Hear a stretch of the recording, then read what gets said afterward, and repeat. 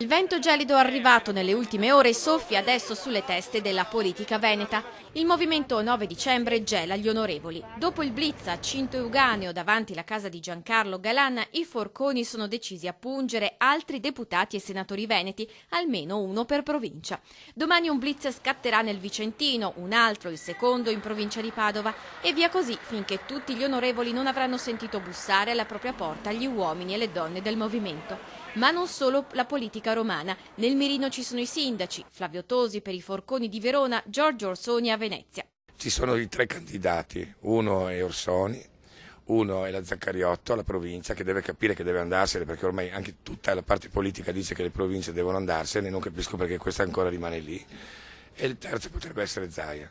Lotta dura e senza sosta. I movimenti di tutto il Veneto si stanno organizzando per continuare la loro battaglia. Oggi giornata di riunioni un po' dappertutto. Serve definire ruoli e compiti, organizzare i prossimi obiettivi.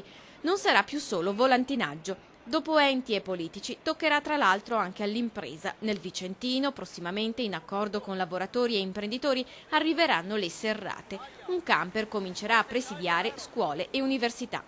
Intanto alcuni presidi sono diventati anche dei punti di riferimento per famiglie in difficoltà. Si distribuiscono borse della spesa, ma anche abiti e scarpe usate, soprattutto per bambini. L'emergenza dunque continua, i presidi pure. Blitz in escalation.